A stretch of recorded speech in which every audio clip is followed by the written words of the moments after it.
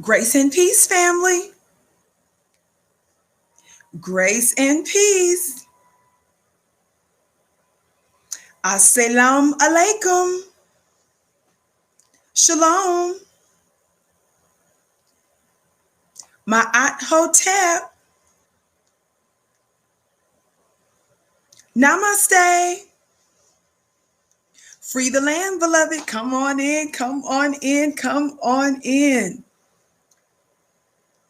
We are so very pleased that you are with us today.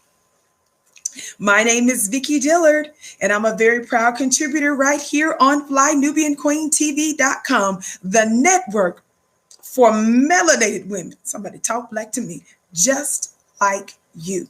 Shout out to our brothers that's in the digital building, always holding us down. We're so pleased that you are with us today. Black family, what a joy, what a privilege to come before you today, beloved.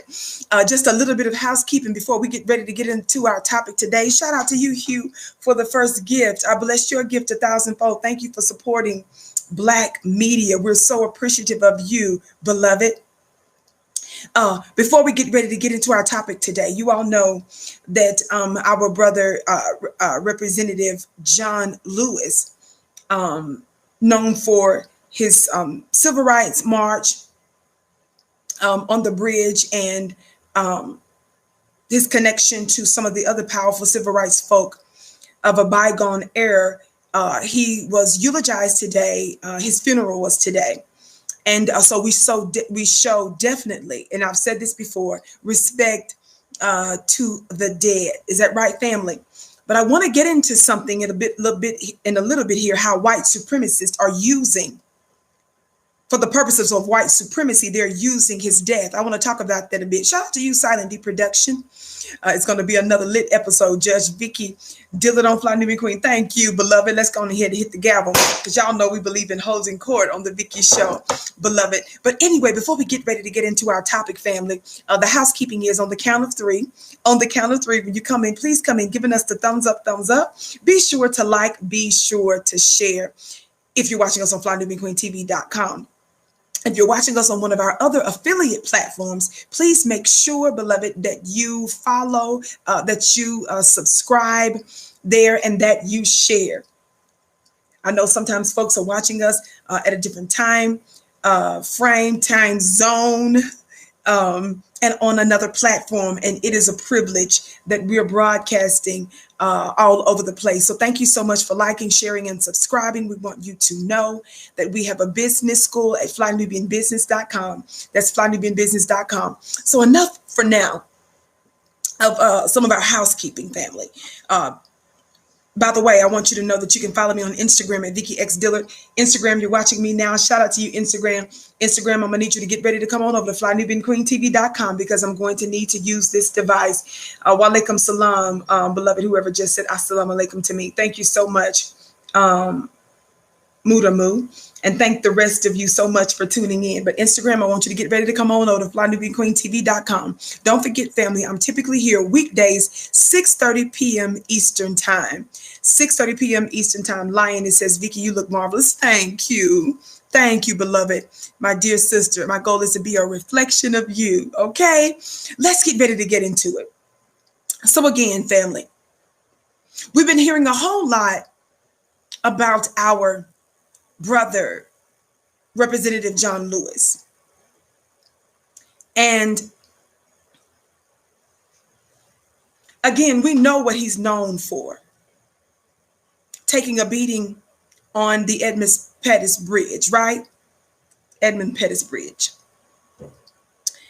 We know that he is in Congress, and we know that he fought for civil rights. That's no small thing, and we respect that, the good that our brother did. I don't want to get it confused and twisted. My goal in today's show, it's not about beating up or disrespecting the dead, because he's been passed some time now, and I have only given selective, I've only spoken about it selectively, him, because I believe that there should be, a time frame, of respect before just, going in. But let me say something to you. When I mentioned him before, you all know I've been giving the Simon Wiesenthal Centers. I've been giving the weasels at Simon Wiesenthal Center this work. Is that right, Black family? Of course, you know Simon Wiesenthal is an anti-Black organization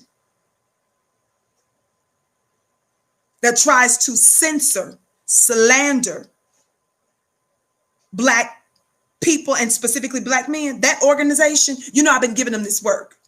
So when I first mentioned Representative John Lewis is when I saw a tweet from the Simon Wiesenthal Center. After our brother just passed, they immediately invoked his name in a tweet to say, John Lewis, this is the reason why, in their attempt to attack Minister Farrakhan, they said even John Lewis refused to attend his Million Man March in 2015. You all know that there was a Million Man March that Minister Farrakhan called for 20 some odd years ago by now. Most folks don't know the real numbers because the devil is a liar. It was almost 2 million men that showed up. They did a commemoration in about 2015. Are y'all hearing me? So that 2015 Million Man March, estimates are pretty high for that march as well. Not 2 million, hundreds of thousands to I think close to about 1 million. I think some reports that I heard. Notwithstanding that, watch this. Notwithstanding that, the Simon Wiesenthal Center, right after John Lewis died, invoked his name and said he didn't show up for Minister Farrakhan's Million Man March. The fact that white supremacists are using John Lewis proves my point that John Lewis, our brother, was used as a tool against his own people who were trying to empower other Black people and expose our 465-year-old open enemy. I'm gonna need somebody Black to talk Black to me. So his funeral was today. Shout out to my dear sister, Air-Minded. Listen. So the point of this, and even our brothers and sisters who are disappointed in Representative John Lewis, which I agree that they should be, they have every right to be. And we can express those things without quote unquote being disrespectful. But it's important for us to talk about it now because I feel that his death, his life, his legacy, they're making it into what they want it to be in order to coerce us into voting without reparations. They're using him as the standard bearer of what we should be. What does that mean? Representative John Lewis took a beating, and he was still speaking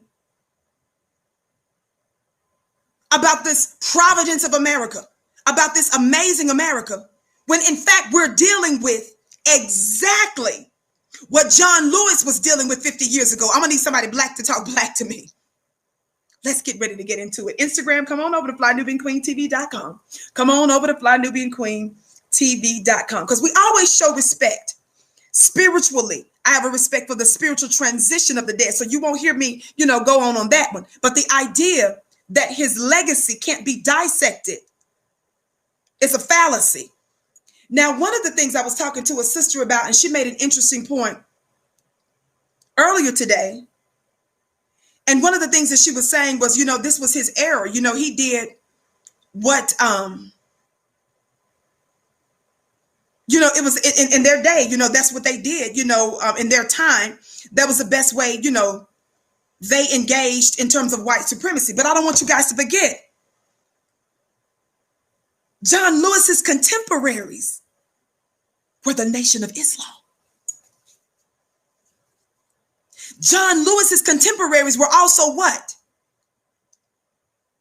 Folk engaged in the Black Panther Party. What am I trying to say?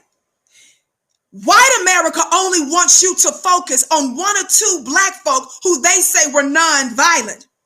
But they want you to ignore all of the other Black men and Black women and Black organizations in their time frame, in their day, their contemporaries. They want you to ignore them. They've lionized John Lewis's death. The problem that I have with this is white folks telling us, God, today, who our heroes ought to be, who we should look up to. And anytime the one who's responsible for our oppression has the right to dictate to us who our heroes ought to be, who gets to lie and stay,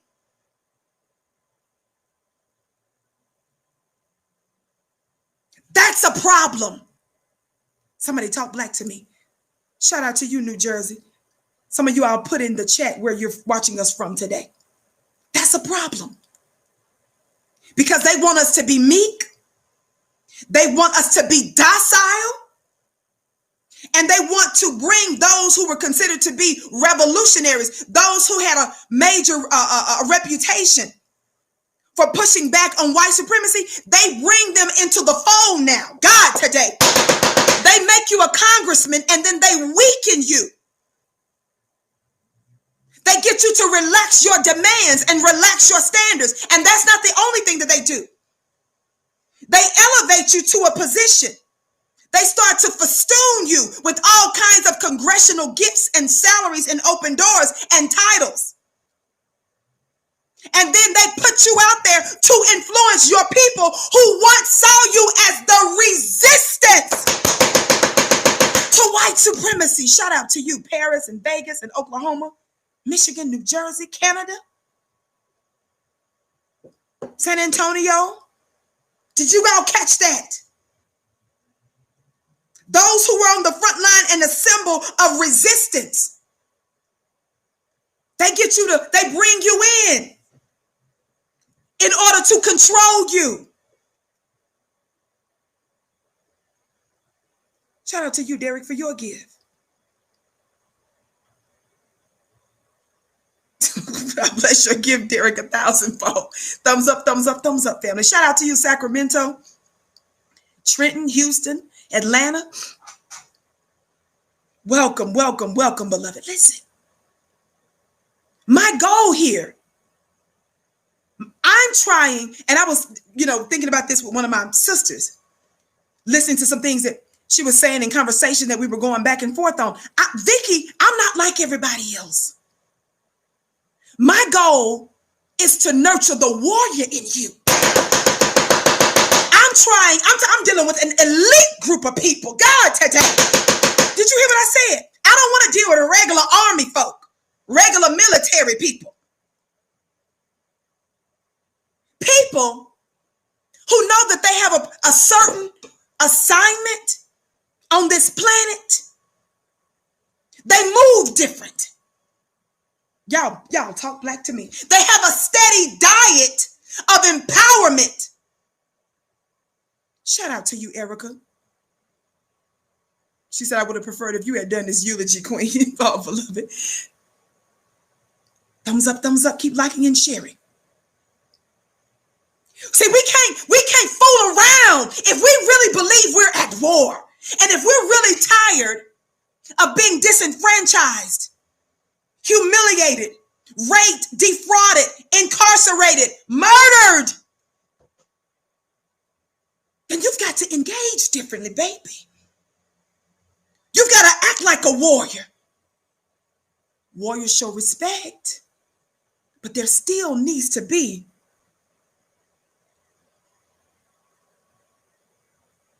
a seriousness and an uncompromising disposition that you have. We're not like everybody else. And that's what makes us dangerous to our open enemy. The reason they're pushing all of this on us is in order for us to be influenced in a different way. They want us to behave as John Lewis by forgiving. This is what I tweeted earlier today. I tweeted this earlier today. Watch this. Let me show you something. I'm getting ready to play a video to you. By the way, let me be clear. Also, I'm going to give you a disclaimer that the thoughts and expressions on the Vicki Show, me, Vicki Dillard, am expressing today are not necessarily those of the network or our affiliates. And also, I want to play you something here in just a moment. Copyright disclaimer under Section 107 of the Copyright Act of 1976. Allowance is made for fair use for purposes such as criticism, comment, news reporting, teaching, scholarship, and research. Fair use is use permitted by copyright statute that might otherwise be infringing. Nonprofit, educational, or personal use tips a balance in favor of fair use. By the way, family, I'm drinking my water from our mug that you can get on from our store at shopfnq.com. That's shopfnq.com. Welcome, welcome, welcome, welcome, welcome. Don't forget, family, to make sure that you keep liking and sharing. At the bottom of your screen, copy the link. Copy the link and share it out to everybody on your social media platform. Shout out to you, Spook TV. I bless your gift 1,000-fold. You say, preach hard, Vicki. Thank you. I'm going to do my best, beloved. Watch this. So Obama, along with a couple of other presidents, made appearances or statements were read on their behalf, like Jimmy Carter and George Bush was there with his funny looking self, and Bill Clinton and Barack Obama, right? So listen to this. Listen to this. It's a new day, family. I'm not fooling. Let everybody else be everybody else. Vicki is dealing with an elite group. Elite groups do things differently. We're more disciplined. And let me tell you something. If you want something that you never had, you've got to do something you've never done. They're so used to us maintaining a disposition of weakness and political immaturity, and extending a sick and twisted love for our open enemy. It's a new day, baby. I don't apologize for dealing with an enemy like an enemy when my people are being murdered. I don't play about that.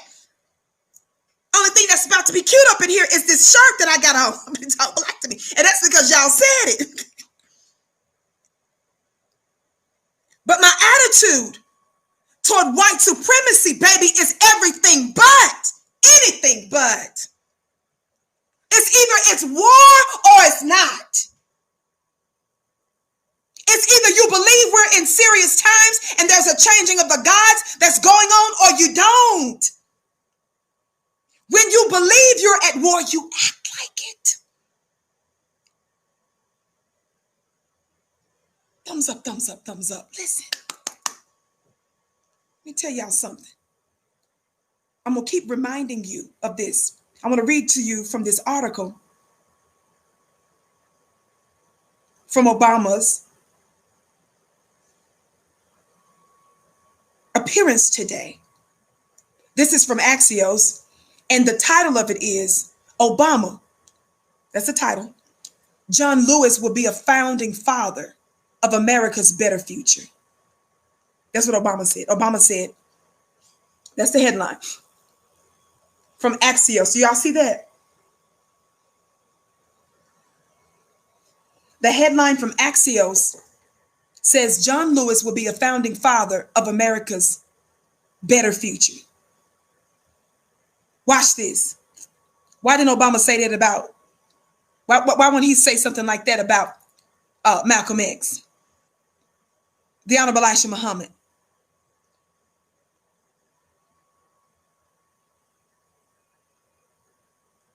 Kwame Ture or somebody like that. Why don't you say it like that? I'm going to tell you, I'm going somewhere. I specifically mentioned those names for a reason. Watch this. It reads, former President Barack Obama on Thursday, that's today, eulogized the late Representative John Lewis as, quote, a founding father of that fuller, fairer, better America. That's a quote from Obama. That lies in the nation's future. Now, before any of you stop there and say, well, what's wrong with Obama saying that this black man, that a black man, John Lewis, should be a founding father of America's better future? Well, in the first place, it's not that I have a problem with the invocation of a black man's name, but you need to pick a black man who wasn't a tool and a footstool for white supremacy. Pick a black man that was about black liberation, black empowerment. Then I'll have respect for you. Don't just pick a black man's name because he's a black man and you get to say, oh, it's a black man that he's putting up there with the founding fathers or the founding fathers of a future. No, baby. That black man that you mentioned is loved by white supremacists because he was a convenient and doable tool for them. Again, this is showing mad respect to Representative John Lewis. I'm talking about how they use our brother and how we're not that group. We're not built like that. Somebody say we're not built like that. We don't know nothing about that right here. And whatever piece of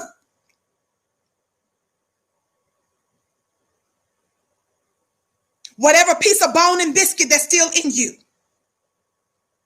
whatever piece of the help and Sambo in you, whatever piece of Aunt Jemima is still left up in you, there's a rehab for you. It's a rehabilitation center for you today. It's some hope for you today. We're going to help to try to get all the shakes out you. Talk black to me. Now watch this. Watch this. I'm going to tell you why I was disgusted with Obama's comments as well as something that Bill Clinton said too. See, this is game. Watch this. The state of play. Obama also called out President Trump, though not by name, by repeatedly referencing Trump's actions to discourage mail-in voting amid the coronavirus pandemic. So Obama was talking about all of this during the funeral, right? Obama said he's talking about it today. Watch this. Obama said he's talking about it today because Lewis devoted his time on this earth fighting the very attacks on democracy we're seeing circulate right now. The fate of the democracy, this is Obama, the fate of the democracy depends on how we use it. It isn't automatic. It has to be nurtured. It has to be tended to. We have to work at it. It's hard, he added. Now let's just stop right there, Mr. Obama. And I'm gonna let y'all listen to a quick little few second clip. Watch this. I'm quoting Obama. Obama says that the fate of the democracy, that's America, right? Depends on how we use it. He said it isn't automatic. Oh, that's true, Mr. President.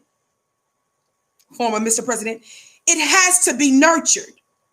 It has to be tended to. Watch this, y'all. He says we have to work at it. First of all, objection. God, today. Objection. What do you mean, Mr. Obama? We have to work at it. We're saying, who are you talking to? See, this is I'm so disgusted and I'm tired of hearing folks tell don't talk to black people. Don't tell us. We've got to work at it. Somebody say we're sitting down now. It's been 500 years. What do you mean we have to work at what? You all want black people to save you from yourselves, and we're no longer interested in doing that. Some of us that have sense know it's time for us to say adios to this old system, this Babylon, and start building our own. You're not talking to us, Mr. Obama, telling us it's hard work. Black people, don't you just be thinking to yourself sometimes, what do you mean hard work? We know about that. We built the whole country. Isn't that enough? And you still telling us it's hard work? No, white people, for white supremacists is some hard work. This is y'all's job now. We're walking off the job, actually. Somebody talk back to me. We're a construction worker. Where the building, y'all mad because y'all still trying to build this building? We're walking off the job. We're throwing our hard hats and hammers down. Somebody talk back to me. You got this.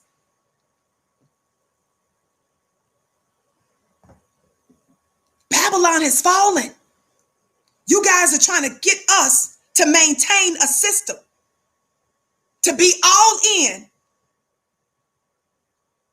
concerning a system that God himself says he's trying to throw away. God, today.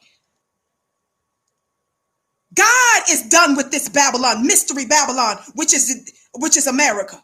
Are y'all hearing me today?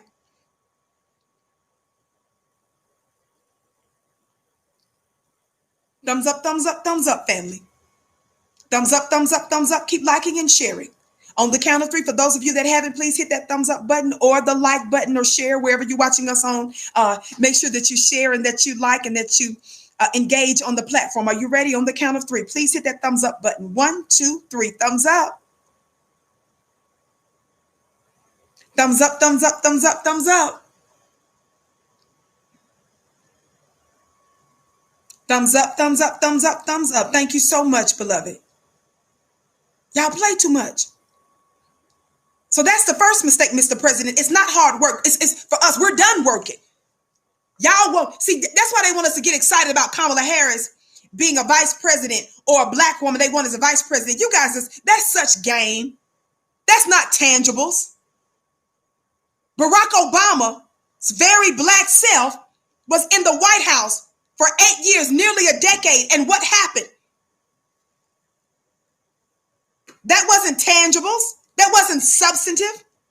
That was superficial. We were set back some years under his administration.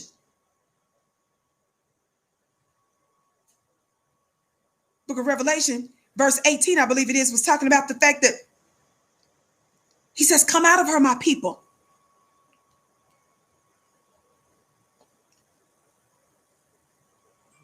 So that you don't partake of her plagues.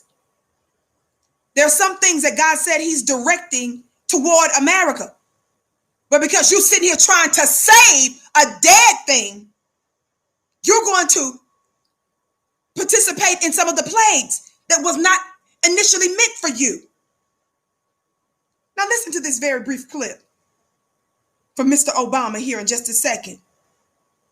Keeping in mind what I just said. Talking about it's not automatic. We got to work hard. We got to work at it. It's hard. Yes, it's hard for y'all. We're done working. He called for the passage of a new federal voting rights act. Y'all see that? Renamed in Lewis's honor by Congress as the proper way to honor the late congressman. The former president referred to the filibuster as another Jim Crow relic. Remember, Obama wasn't even talking like that in his own administration. I'm surprised he even used the phrase Jim Crow relic.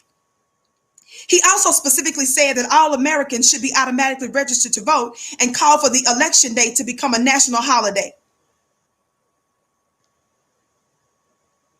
Didn't do none of that when it was on your watch and we were screaming, telling you we were dying and black folks were suffering under you. And Obama just wagged his finger in our face and told us to go sit our funny looking self down. And today we're telling you, you better go sit your funny looking self down.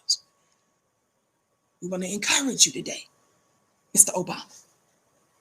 It's just an encouragement to go sit your funny looking self down somewhere. So he does all these different things about voting, right?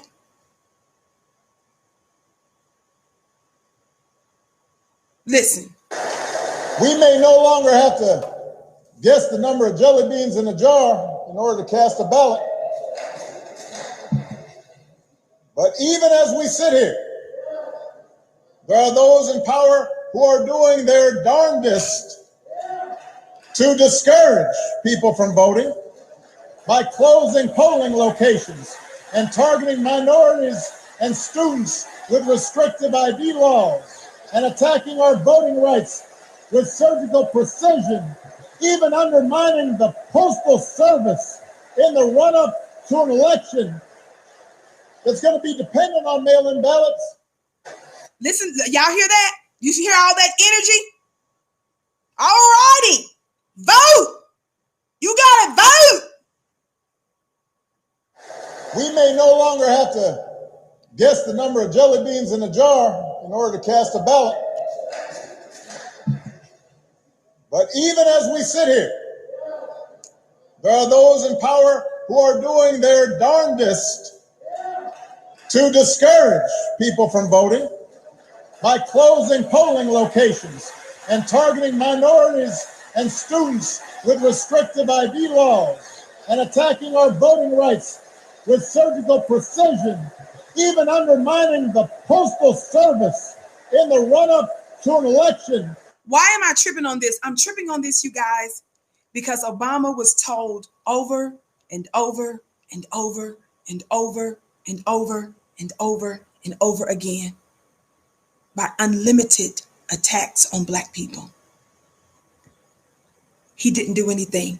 They did not prosecute one major white supremacist that was murdering us with the police force. The prior administration, who we knew was guilty of crimes against humanity, violated all kinds of laws, lied to us about the war. Hundreds of thousands of lives were lost on both sides, trillions of dollars, over $1 trillion some odd dollars for this war that took place that we had to pay for. And under Bush was unpaid for. Watch this. Guess what Obama's administration did? They said, let bygones be bygones, and they didn't hold white folk accountable. What am I saying? The reason we're in the predicament that we're in is because you had a Black man that had the ability to hold some of them accountable, and he chose not to. And now that the chickens have come home to roost, you want to sit there and act all big and bad when you had the Minister Farrakhan's and your own very, very Reverend Wright, your own Jeremiah Wright, that was giving you the heads up, Obama. And you gave the man that married you to your wife and that baptized your children the proverbial middle finger. I'm gonna need somebody Black to talk Black to me. You kept wagging your finger at us and showing up, telling us what we're not doing. You spoke to us in a paternalistic manner, but you didn't have none of that energy for those white supremacist gangsters on Wall Street when they destroyed our lives and they bankrupted so many people and they foreclosed on hundreds of thousands of our homes, almost 250,000 of Black folks' homes. They screwed over the global economy, and you didn't have none of that energy for the real gangsters. I'm afraid some of you all got it twisted. Those members of the old guard, we're not even listening to you, baby. You don't even have authority. We're not taking our marching orders from you. We don't know who's big upping you in that circle of the 2 and 3 LeBones and Biscuits, those that are a part of the community that you're a part of. We don't know who's big upping you, telling you stuff like that, but it ain't working over here. You better go ask Okra and Kale. It's a new day. Thumbs up, thumbs up, thumbs up. Thumbs up, thumbs up, thumbs up. I'm not done. I'm just getting started. With all due respect, but we're not playing because we at war. Vicki ain't talking to everybody. I'm talking about to an elite group who knows what time it is. Watch this. Watch this. Watch this. I was looking at some of the comments from some of our powerful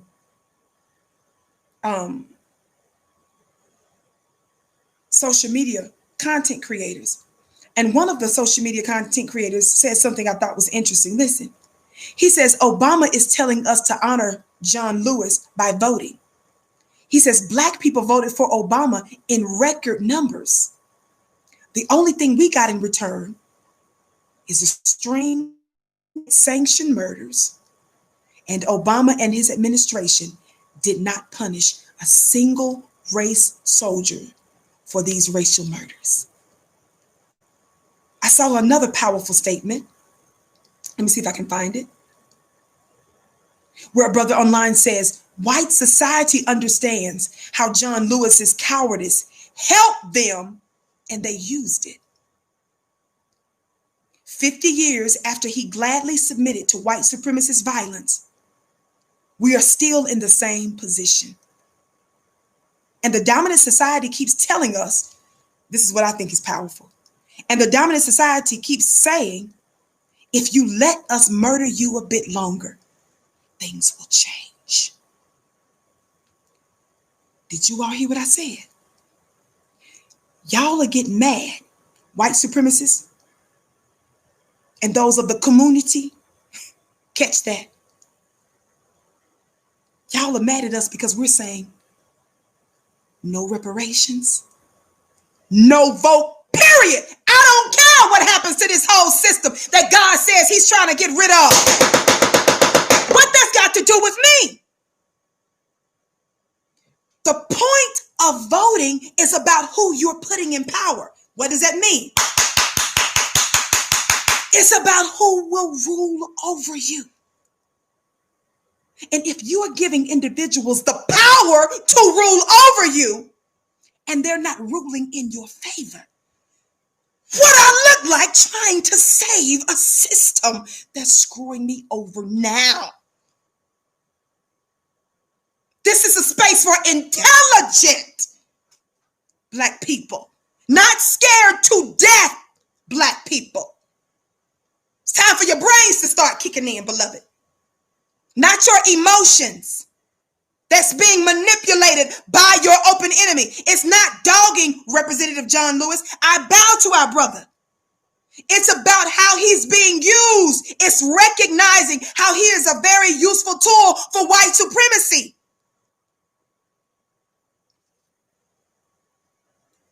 What is voting about, family? Voting is about power. It's about who you're giving the power to rule over you.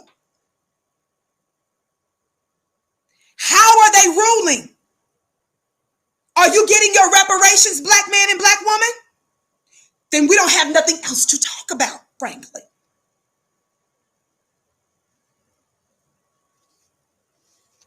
Thumbs up, family. Thumbs up, thumbs up, thumbs up. Revelation 18, come out of her, my people, so that you will not share in her sins or contract any of her plagues. Isn't that the language that they're using today when they said how folks are contracting coronavirus? Like all these funny looking people that was out there bragging with Trump about flouting about don't wear this and making and endangering people's lives. And they dying from it.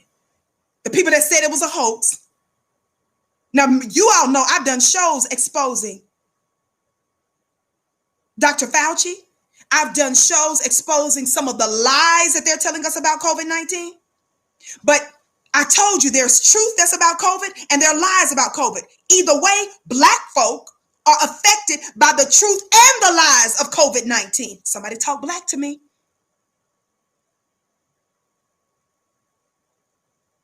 One Info, thank you for your gift. Says, love your intelligence, commentary, and knowledge. Thank you. I bless your gift 1,000-fold. Thumbs up, thumbs up, thumbs up. Black folks are affected by the truth and the lies of COVID-19. White folks' COVID-19 problems, not Black folks' COVID-19 problems. Don't ever get them twisted. When you're reading stuff in the news about COVID, make sure you have the right context. White folks' COVID-19 problems, it's not the same thing as Black folk COVID-19 problems.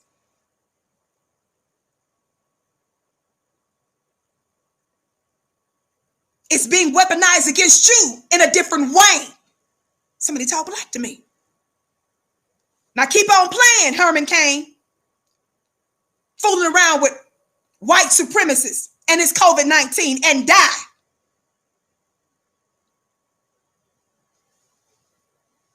We know they're making mischief and lying about all this stuff. I've given you specifics and details on it. It didn't even start in the Black community. It started in the white community. I gave you the details on that the other day. Did I not, Black family? And weeks prior, months prior, I've been discussing this. We don't know enough about the disease for us to be making definitive decisions about it. So to protect ourselves, because we don't know enough, that's why we're taking it serious. Because we know how our open enemy weaponizes everything they touch against us. That's why Black folk better be careful. Getting yourself twisted like that, talking about COVID-19 like white folks. Sit your funny looking self down, fool. That ain't got nothing to do with you. We take cover because white folks' COVID-19 problems are not Black folk COVID-19 problems. They're lying about a lot of stuff, and the stuff that they're telling the truth about, either way, it's being used against Black folk. So because we don't know enough about the disease, it's only been around, 5-6 months now? We don't know enough about it for us to relax our guard. Somebody talk Black to me. Thumbs up, thumbs up, thumbs up. Keep liking and sharing. Watch this. Come out of her, my people, so that you would not share in her sins or contract any of her plagues. For her sins are piled up to the heaven, and God has remembered her iniquities. Give back to her as she has done to others. Pay her back double for what she has done. Mix her a double portion in her own cup. Now, this is what this is what the scriptures say. This is what the divine intelligence say when you know how to decode it. America is that mystery Babylon. Couple of thousand of you in the chat. Welcome to the Vicki Show. Thank all of you for giving. Thumbs up, keep liking and sharing. My name is Vicki Dillard. I'm typically here on FlyNubianQueenTV.com live weekdays, 6:30 p.m. Eastern Time. For those of you that might be watching us on one of our other associate or affiliate platforms, welcome to the Vicki Show. We're so pleased that you're with us wherever you're watching us on, whatever time zone you're watching us in. Please make sure that you follow, subscribe, share, and like, and wherever the notification button is, please hit that so that you're notified when we go live, whenever they send out the notifications, okay? Thank you so very much. Listen. So keep in mind, that's what Obama's doing. Now, let me tell you something. We know that there's politics in everything. The issue is not so much that Obama utilized this funeral to push for voting. It's the fact that Obama is pushing us a pipe dream and something that's failed us over and over and over again. That's the problem. Is Obama was pushing wolf tickets to black people. If he was pushing something that was worthwhile, if he was up there screaming about voting because we're getting ready to get reparations, then that's something to holler over. I know during my funeral and in my memorial, I don't want nobody crying over me. I want my legacy and my legacy of my goal of black liberation based on freedom, justice, and equality for my people. I want that. Y'all party about that.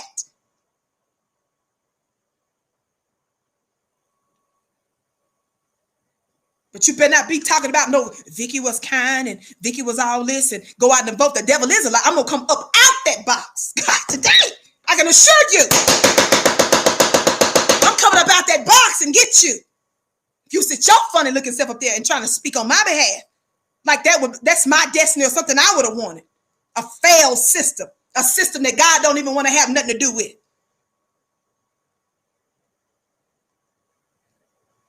Y'all play too much. Thumbs up, thumbs up, thumbs up. But then take over my own. Come on, God, today. Listen.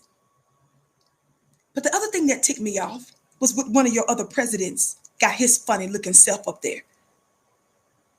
Who was that other president that got up there? Well, it was a couple of them. Of course, George Bush with his funny looking self. But Bill Clinton. Bill Clinton, yeah, the one that signed the crime bill. Bill Clinton that signed a string of anti-black bills. One that helped to cause the black family, even economically, to experience some of the worst poverty ever. The one you guys said was a black man because he was nice to black people and he played the saxophone. And because he smoked weed and didn't inhale with y'all silly self, that's how y'all credentialed him to be the first black president. That one that you guys went out in droves to vote for twice during his impeachment, his most vocal supporters were black bootlicks. I'm not saying I don't believe that he should have been impeached over that thing with Monica. But I'm just saying, let them fight for themselves. Y'all sit down somewhere. And them same black bootlegs wasn't fighting that hard. What's our black mayor's name? I did a show on him Marion Barry. Marion Barry. Y'all wasn't even, them black bootlegs wasn't even fighting that hard for our brother when they caught him up and intentionally tried to set him up in that scandal. But black folks still roll with our brother because he was doing something for black people. You don't pick who our heroes are.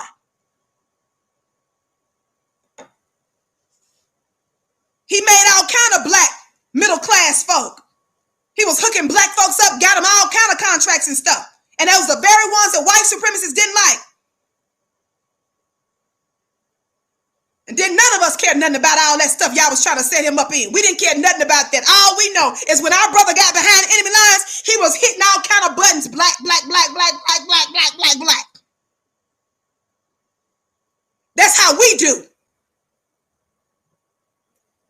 We turn the other cheek in those instances. That's when you turn the other cheek, black family, for your own in a white supremacist system. We turned the other cheek for, you say he did crack? Oh, look. Oh, okay. Shoot. Better go sit your funny looking self down somewhere. You got it twisted.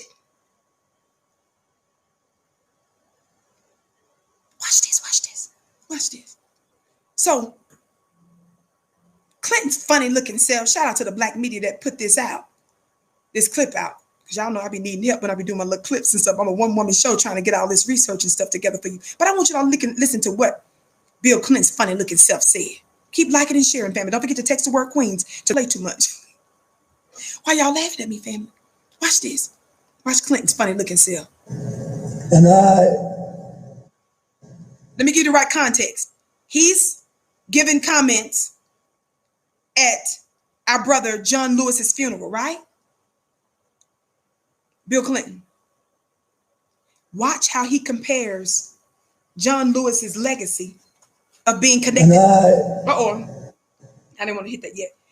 Watch how Bill Clinton connects John Lewis's history with Snake to someone else. Shout out to you, Victor. I was disgusted. Watch this. And I say there were 2 or 3 years there where the movement went a little bit too far towards Stokely, but in the end, John Lewis prevailed. Did you all hear that? I want you to listen closely, family. I turned it up as loud as I could. Listen to what Bill Clinton said concerning the black organization SNCC that John Lewis was connected with, and listen to who he compared him with. Did you hear the name he mentioned? I'm going to play it again. Listen closely. And I say there were 2 or 3 years there where the movement went a little bit too far towards Stokely, but he said there were 2 or 3 years there when the movement went too far to the left to Stokely. Did y'all hear that? I don't know why I'm not seeing my comments. Did you all hear that? I'm gonna play it again. If y'all can't pick up the agenda that's going here, I'm gonna help you. That's my goal, is to help. And I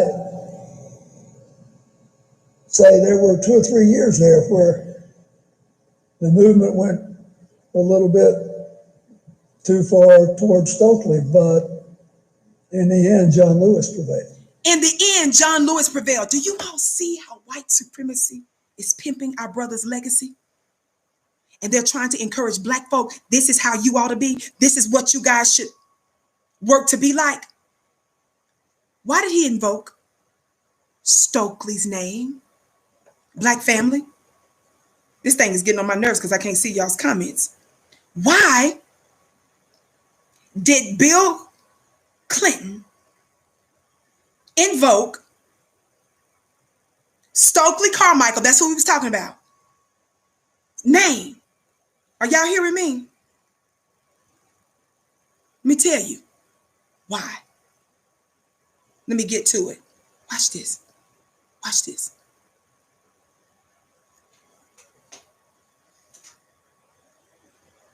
Y'all play too much. First of all, let me get my documents here. For those of you that may not know, here are some of the pictures of our brother, Stokely Carmichael, who is no longer Stokely Carmichael, by the way. It's Kwame Ture. Look at some of these pictures. These are some photos of our brother. who Bill Clinton invoked his name. Okay? Who is Stokely Carmichael? As he invoked his name, listen to this thing. Listen. Uh-oh. You can't listen if the volume is down. 2 or 3 years. Listen. And I say there were 2 or 3 years there where the movement went a little bit too far towards Stokely, but in the end, John Lewis prevailed. In the end, John Lewis prevailed. For 2 or 3 years, he said, what, y'all? It went too far. What, y'all? Uh-oh. It went too far. What'd I say, Vicki? Somebody talk black to me. Watch this. In the first place, Bill Clinton, you better keep our ancestors' name out your Monica Lewinsky mouth. That's number one.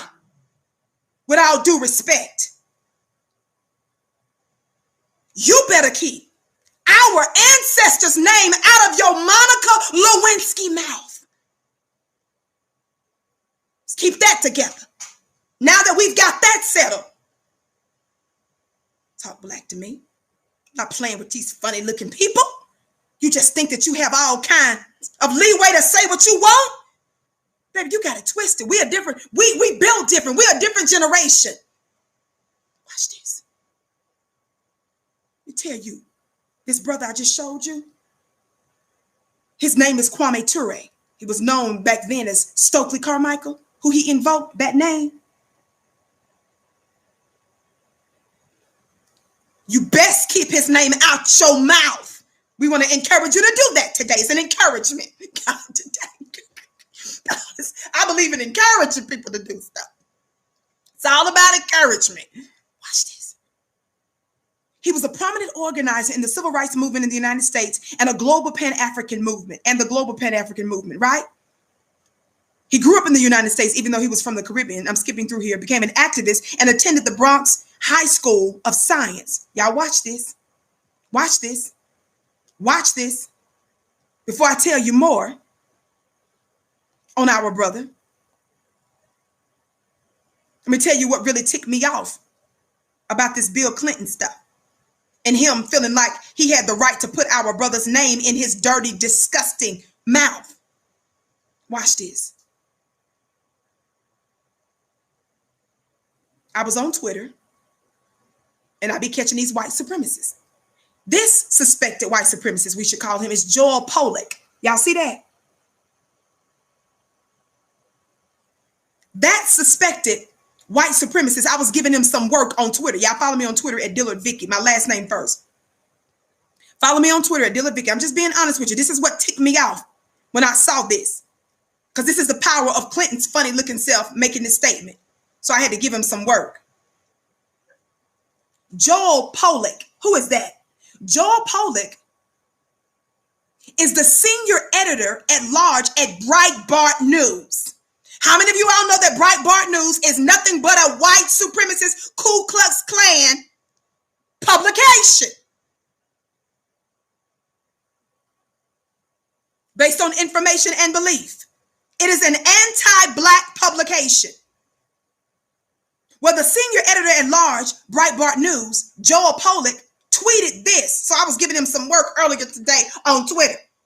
He says, Bill Clinton made an important point at John Lewis's funeral, that the nonviolent approach of Lewis succeeded, where Stokely Carmichael's militant style did not, and took the movement in the wrong direction.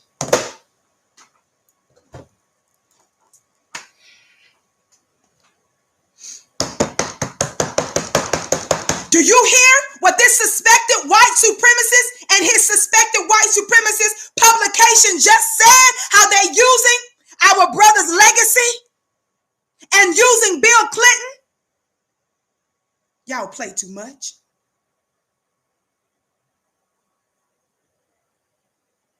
Are you catching that, black family?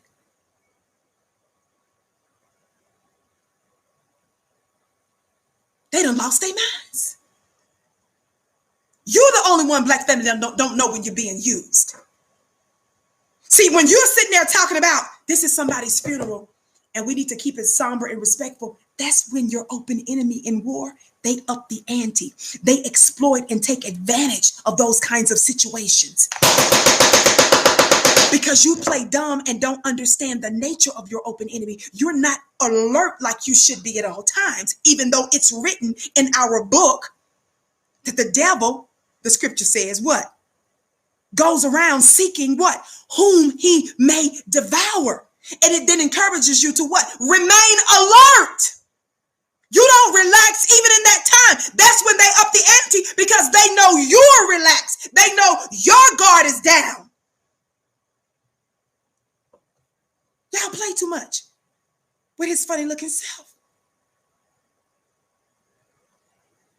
So I told this Joel Pollack of Breitbart News, the editor, senior editor at large, Breitbart News, y'all know I got to do what I do. I said, y'all need to mind your own business. God today. Sit your funny looking self down. I guess white folks be minding everybody else's business, because I guess, first of all, y'all got to get some business. But I'm trying to let you know you got so much. You got this heroin epidemic in y'all's community. You got the opioid epidemic. You got all of these, the pedophiles all throughout your Catholic church, all through Hollywood and stuff. Y'all is turning out babies and children left and right. I'm just talking about facts. I'm talking about the white supremacist ones and these sexual deviants. You got terrorists y'all birthing all over the globe. You got a lot of business to handle. I'm pointing to you some business you can. Watch this. I said, y'all need to mind your own business. Y'all love Representative John Lewis because he excused your barbarism. I said, we will not. Did you see what I said? Follow me on Twitter at Dillard Vicki. My last name first, Dillard Vicki. You see that?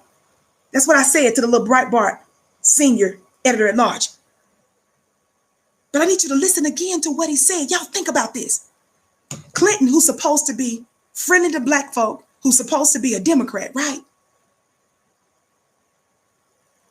They found an agreement, white supremacists, they found an agreement with Bill Clinton to the point to where he's quoting Bill and saying Bill Clinton made an important point at John Lewis's funeral, that the nonviolent approach of Lewis succeeded, where Stokely Carmichael's militant style did not, and took the movement in the wrong direction. Now, let me talk to intelligent black people. Everybody else sit down.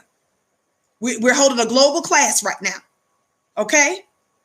To this question I'm getting ready to ask you. Everybody else sit down. Only the intelligent black people get to respond to this particular inquiry I have.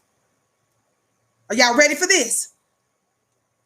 If that suspected white supremacist, Breitbart senior editor guy is right, when he said what? Let me get back to it. He said, Bill Clinton made an important point at John Lewis's funeral that the nonviolent approach of Lewis succeeded. I'm gonna need the intelligent black people to please. I'm gonna have to use my other device to try to see your comments, because I can't see it right now on my screen. Black family, would you please explain to me how John Lewis's nonviolent approach has worked? Can somebody please? I need the intelligent black people, all of the intelligent black people. This is white folk talking. You got the former president of the United States, Bill Clinton, disrespecting our black ancestor. That lets you know. Do you see how they keep using John Lewis to pit his type of black masculinity against another type of black masculinity? Some would say, because I'm not trying to disrespect the dead, some would not even call John Lewis's example a true example of black masculinity. I showed you how the Simon Wiesenthal Center, I need y'all to talk black to me. Tell me if I'm lying.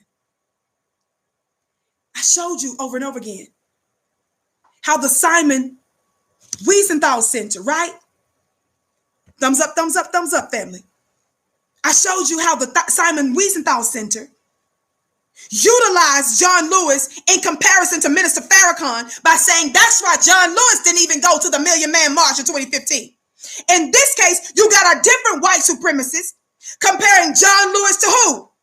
Stokely Carmichael. Where my intelligent black people at? Do y'all see that?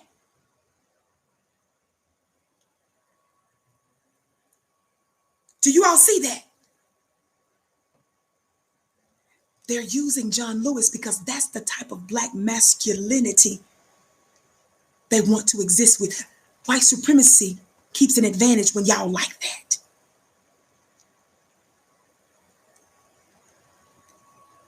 But they dog you when you wear a Farrakhan, Simon Wiesenthal Center. And they disrespect Bill Clinton.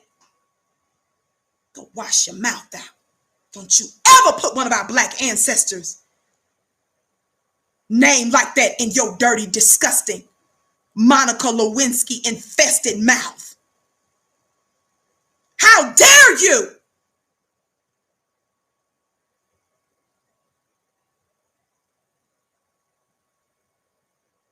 But the white supremacist is telling on themselves, family. The white supremacist is telling on themselves. How do you mean, Vicki? Watch this. How do you mean? Because this is a space for intelligent black people. I'm gonna need the intelligent black people to catch what I'm saying here. Thumbs up, thumbs up, thumbs up. Keep liking and sharing. He was a part of SNCC. He eventually developed the Black Power movement, first while leading the Student Nonviolent Coordinating Committee. That's SNCC, NCC, right?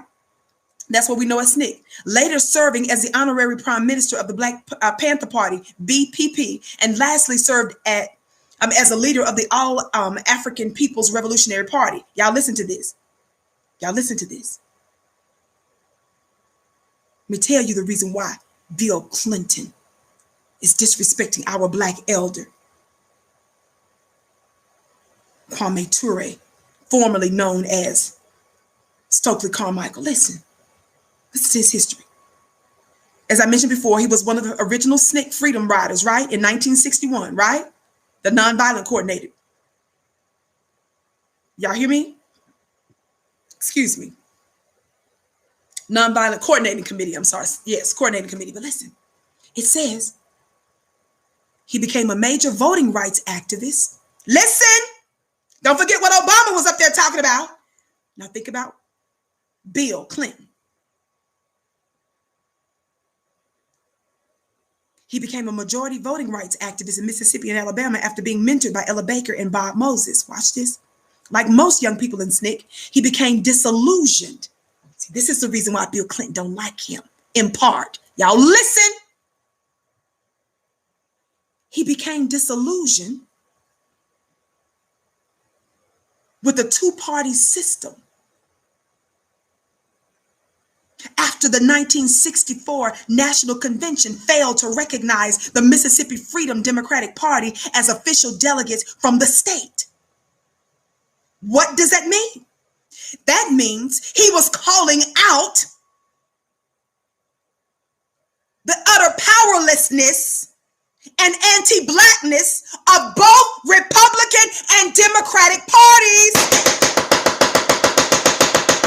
Don't forget, this is about black folks voting. They use this funeral to push those points, which is why Bill Clinton tried to compare our brother John Lewis, who we respect, because John Lewis still tried to tell you to vote, but that's no longer the position that our brother Stokely Carmichael, formerly known as,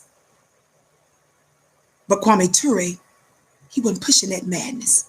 He was one of the original SNCC freedom riders in 1961. But he became what? It says disillusioned, y'all. It says like most young people in SNCC. See, that's the reason why they love John Lewis. He was still a part of the SNCC that still believed in America's weak and anti-black system.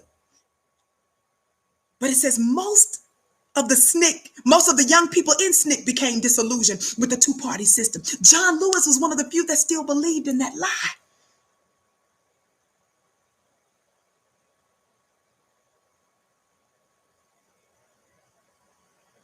It says he chose to develop his own independent black political organizations. It says also, this is another reason why Bill Clinton's funny looking self invoked our ancestors' name. Go wash your mouth. Don't you ever put his name up in your little dirty mouth again. Listen. He was inspired by Malcolm X's example and popularized it both by provocative speeches and more sober writings. I said he was inspired by Malcolm X's example. Malcolm X's example came from the Honorable Elisha Muhammad. You all, everybody loves to talk about how wonderful Malcolm X is. Wonderful Minister Farrakhan. Wonderful Muhammad Ali. And so many more. Dr. Ava Muhammad. Mother Tynetta Muhammad. For those of you that don't know her, you should look her up. And too many more.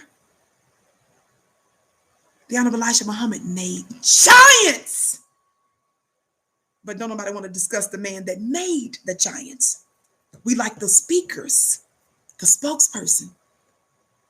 But the person where they got their rhetoric from, their doctrine from, their understanding from, that revelation from, direction from, the blueprint for black liberation from, forget him. But that's another story. Those are written, that's another story. Listen.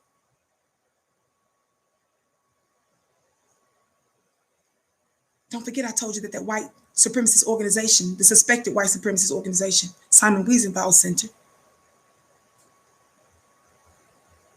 they bragged about John Lewis because he failed to go to Minister Farrakhan's Million Man March. And what did John Lewis say? John Lewis is on the record as saying that Minister Farrakhan was anti-Semitic, and we know that's a lie. It had nothing to do with the fact he didn't go because he believes that his civil rights approach was different.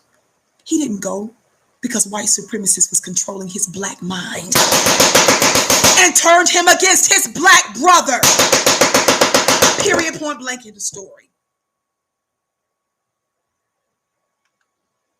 Carmichael became one of the most popular and controversial black leaders in the 1960s. J. Edgar Hoover.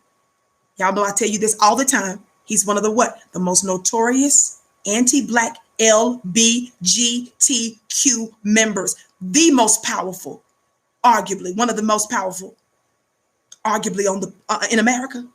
John Lewis. I mean, not John Lewis, excuse me. J. Edgar Hoover. J. Edgar Hoover, director of the FBI, secretly identified Carmichael as the man most likely to succeed Malcolm X as America's Black Messiah. The FBI targeted him for personal destruction through COINTELPRO for the COINTELPRO program. And then Carmichael fled to Africa in 1968. And then he reestablished himself in Ghana and then Guinea in 1969. Bill Clinton's funny looking self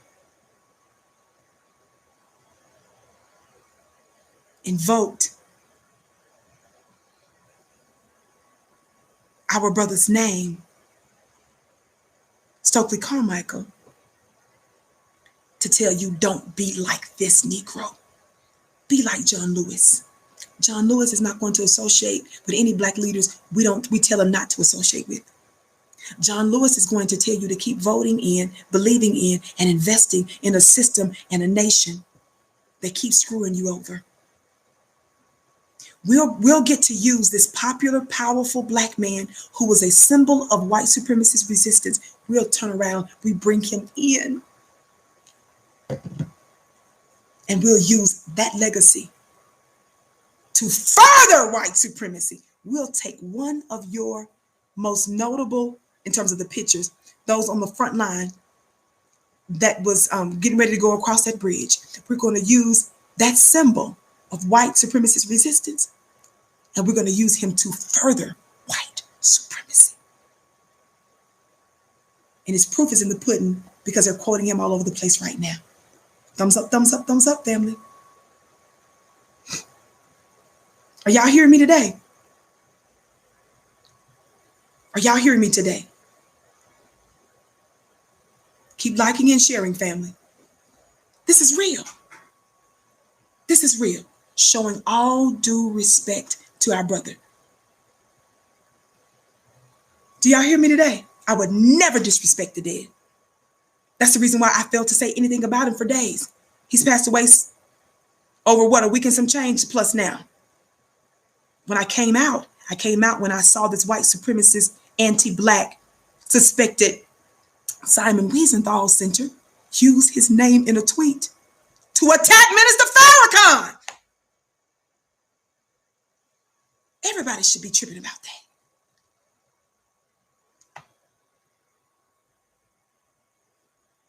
I love you back, Samantha. Thumbs up, family. Keep liking and sharing. Don't forget to follow me on Instagram at Vicki X Dillard. Watch this.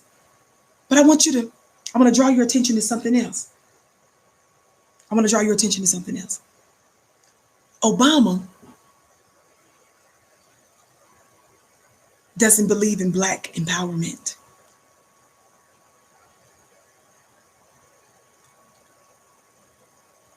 Obama does not believe that we are entitled to reparations. I've given you all these receipts before, but I want to remind you of why it's especially disturbing to me when I see Obama mount the roster and push voting, because I told you voting for us ought to be about what?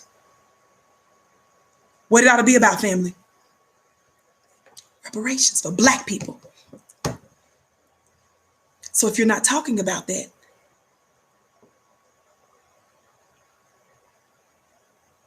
that whole thing can burn down. I don't care. I want to look like caring about something that God don't want even in existence like that no more.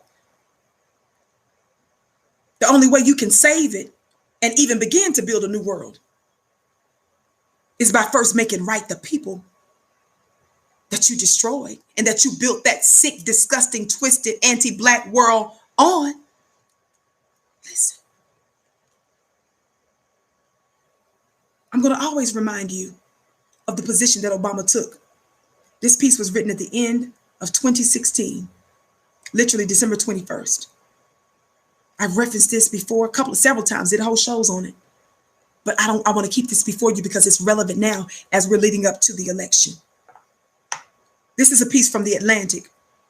It was a series. I'm going to be reading you actually from the transcripts. This is in a series of interviews that Ta-Nehisi Coates did with Barack Obama. Right? And the title of this piece, it says, "It's Better is Good, Obama on Reparations, Civil Rights, and the Art of the Possible." In this interview, and it was a long interview, it was a series of interviews, family, and I'm going to keep reminding you guys of this because it's relevant now. The Vicki Show is not just about getting you hyped, but it's about informing you and making relevant the information I'm giving you now. These are things that you need to be considering as we're moving toward this election. And while we're building the Black nation. Watch this. So Ta-Nehisi Coates sits down with Barack Obama, right? And he says to him early on, and again, I'm reading to you from a transcript from this interview. He says, this is Ta-Nehisi Coates talking. He says, "I thought we'd talk about policy today. I wanted to start by getting a sense of your mindset coming into the job. And as I've understood you," he says, "you can reject this. Your perspective is that of a mixture, listen, of universalist policies in combination with an increased level of personal responsibility and communal responsibility among African Americans. When we talk about these gaps that we see between Black and white America, what that really is, America, that really is the way forward." Is that a correct summation? Listen to Obama's response. "I think it's a three-legged stool, and you left out one, which is vigorous enforcement of anti-discrimination laws." So the way we thought about it when we came in it is that, and obviously we came in during crisis, so we might have structured our policy sequencing if when we came in, the economy was okay, we weren't potentially going into a great recession and folks weren't all losing their homes, might have been different. So Obama says, well, to save all of white America, because all of America, all of the rest of white America was in dire straits, I had to put you Negroes on hold. Got to make sure they're good. And then we'll address you. I'm going to skip down through here because it's extraordinarily long, and I've read a whole lot of this before in my previous shows, but I want you to think about what. And making sure that in our Department of Education, where we see evidence of Black boys being suspended at substantially higher rates than white boys for the same behavior, in the absence of that kind of rigorous enforcement of the non-discrimination principle, then the long-standing biases that I believe have been weakened, but are still clearly present in our society. Y'all watch this. I'm going to skip down because there's so much he's saying here. Listen to this part. Obama's talking, and I'm quoting Obama from the transcript. Now, does that mean all vestiges of past discrimination would be eliminated? Just prior to that, he's talking about everything, okay? Past vestiges of all that we've experienced, slavery, Jim Crow laws, all of that stuff, right?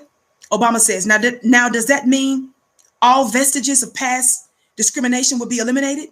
That the income gap or the wealth gap or the education gap will be erased in 5 or 10 years? Probably not. That's Obama. Probably not. And so this is obviously a discussion we've had before when you talk about something like reparations. Listen to your former Black president. Theoretically, you can make obviously a powerful argument that centuries of slavery, Jim Crow, discrimination are the primary cause for all those gaps. So Obama admits it, right? That those were wrongs done to the Black community as a whole and Black families specifically. And that in order to close that gap, a society has a moral obligation to make a large, aggressive investment, even if it's not in the form of individual reparations checks, but in the form of a Marshall Plan in order to close those gaps. It is easy to make that theoretical argument. Listen at your former Black president. That's the one telling us to vote today. But as I'm quoting Obama again, reading directly from the transcripts, family. Watch this. But as a practical matter, remember, Obama's using all of this theoretical stuff. He said you can theoretically say that. But as a practical matter, it is hard to think of any society in human history in which a majority population has said that as a consequence of historic wrongs, we're now going to take a big chunk of the nation's resources over a long period of time to make that right. Did you all hear the arrogance? Who needs an enemy when you got a so-called Black brother as this? Obama just said, it's hard to think of any society. Listen. It's hard to think of any society in human history in which a majority population has said that as a consequence of historic wrongs, we are now going to take a big chunk of the nation's resources over a long period of time to make that right. He says, you look at examples like post-war Germany, where reparations were paid to Holocaust victims and families, but Ta-Nehisi Coates cuts him off during this part, and he says they lost the war. Obama says, because Ta-Nehisi Coates is calling him out. Obama is using Germany, and he says, well, they lost the war. Obama says they lost the war.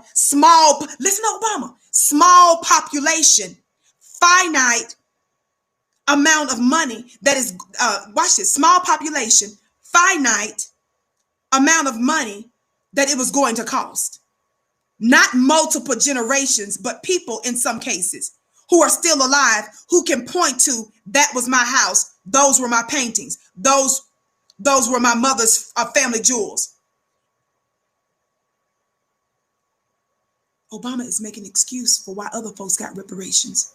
And he says, small population, finite amount of money that it was going to cost. He says not multiple generations, but people in some cases who are still alive, who can point to, that was my house, those were my paintings. Isn't that something? Obama said, I'm still quoting Obama, if you're going to look at centuries, if you're going to look at countries like South Africa, where you had a Black majority, there have been efforts to tax and help the Black majority, but it hasn't come in the form of formal reparations program. You have countries like India that have tried to help untouchables with essentially affirmative action programs, but it hasn't fundamentally changed the structure of those societies. Obama's still talking, y'all. Bottom line is that it's hard to find a model in which you can practically administer and sustain political support for those kinds of efforts. He got a heck of a nerve. Who needs an enemy when you got a so-called black brother like this? Family, keep liking and sharing. Don't forget we have a black business school at flynubianbusiness.com where you'll learn how to build and start your own black business. flynubianbusiness.com. And don't forget to follow me on Instagram at Vicki X Dillard. Listen to what else Obama said that was so egregious. And he says, and what makes America complicated what makes America complicated as well is the degree to which this is not just a black-white society. I'm quoting Obama. It is becoming less so every year. So how? This is Obama. Obama saying this. I wish I could see y'all's comments. Obama says, so how do Latinos feel if there's a big investment just in the African American community and they're looking around and saying, we're poor as well. What kind of help are we getting? Or Asian Americans who say, look, I'm a first generation immigrant, and clearly I didn't have anything to do with what was taking place. Obama said that. These are transcripts. The link is in the chat. Should be in the chat. I don't see it, but I'm sure it is because I gave it to our moderators to put in the chat. This is who's telling us to vote.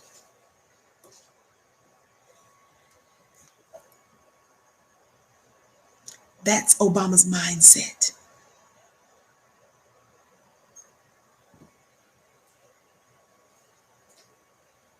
That is some of the most offensive, disrespectful, anti-black language I've ever heard. And it is absolutely no excuse. And for some of you that might say, well, Vicki, he had to operate that way when he was president of the United States. Vicki, he had to do what he had to do by denouncing Minister Farrakhan publicly on a debate stage. And Hillary Clinton made Obama double down. And like a good little boy, Obama did what that white woman told him to do.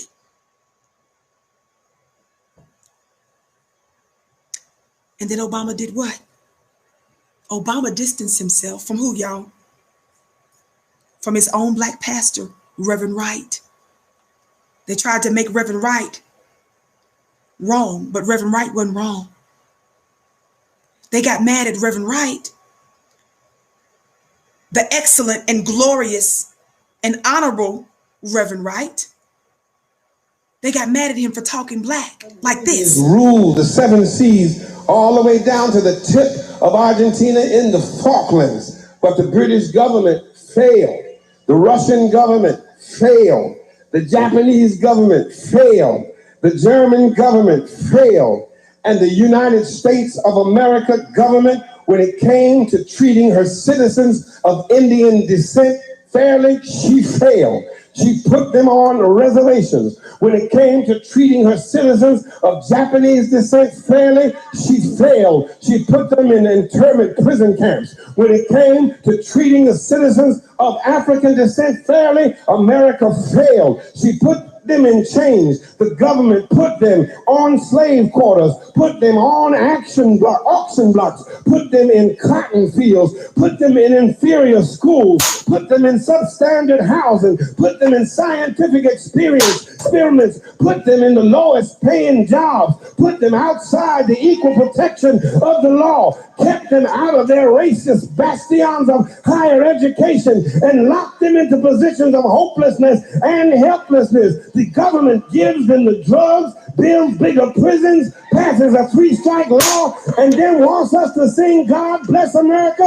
No, no, no. Not God Bless America. God damn America, that's in the Bible, for killing innocent people. God damn America for treating her citizens as less than human. God damn America, as long as she tries to act like she is God and she is supreme. tell me to lie in that. See, Obama, y'all think y'all know better than your black elders that's in your presence today. So you distance yourself from them, and white supremacy made sure that you do it because they didn't want no Minister Farrakhan, and they don't want a Reverend Jeremiah Wright who thinks like this in your head, helping to make decisions. God, today.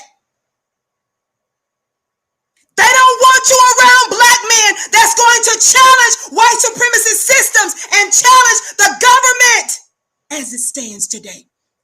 No disrespect to our elder, but they wanted a meek and humble John Lewis, who they could bring into the system, who would submit to the system, and who would not maintain this kind of fire and truth-telling and exposure of this beast that the book of Revelation, that this beast that the book of Daniel describes, and that we know clearly is America.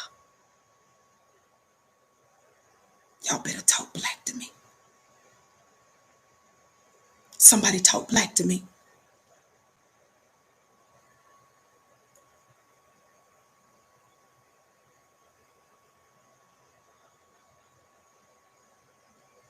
Thumbs up, thumbs up, thumbs up. Thumbs up, thumbs up, thumbs up, family. This is the reality of it. This is the truth of it. Whether you like it or lump it, I lie not. And we have every right to make strong and uncompromising demands. And I'm going to say this to some of you. I just read you something that one of the brothers said on social media. They want, let me see if I can find the quote again so I can get it right. As I do that, family, don't forget flynubianbusiness.com, flynubianbusiness.com, and don't forget clubvicki.com. I do every Wednesday evening my mastermind class, clubvicki.com, clubvicki.com, clubvicki.com.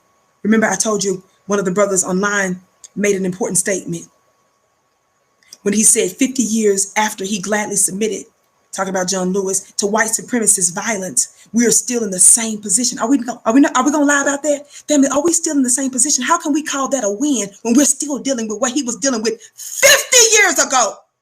Why y'all trying to play us like we're stupid? You will not insult our intelligence. That ain't it.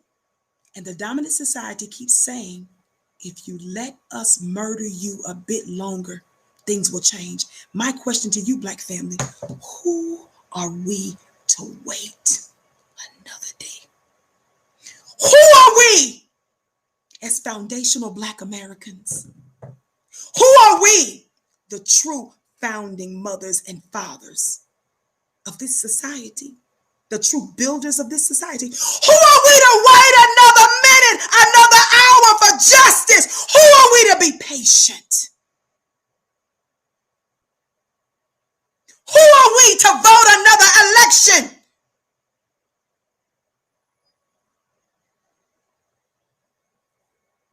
You're telling me 500 years is not enough patience? Y'all gonna keep thinking y'all gonna play us like that? I'm talking about the intelligent black people, not those with the slave minds. I'm talking about free-thinking black people who can see good, who can see good. Not just see good, but who can see good. Are y'all hearing me today? You got this white, suspected white supremacist, senior editor of Breitbart, tweeting out today. That's why I say, y'all, I don't play with these funny looking people. Funny looking self. I don't be playing with them like that on Twitter. So y'all follow me on Twitter at Dillard Vicki. Follow me on Twitter. And then follow me on Instagram at Vicki X Dillard. Watch this. I was too through. That's why I had to play for you that clip from Clinton based off of the tweet from that Joel Pollack of Breitbart News, senior editor,